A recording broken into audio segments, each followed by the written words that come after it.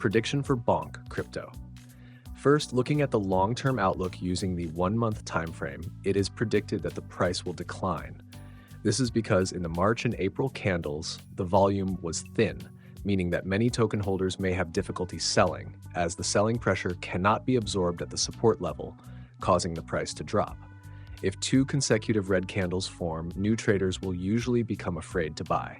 At that point, they tend to wait for a lower base price, typically at a strong support level from before the major rise in 2023. After reaching that level, Bonk is expected to stabilize until around 2027 and then potentially start rising again in 2028. This is because Bonk is considered a meme coin with relatively good fundamentals.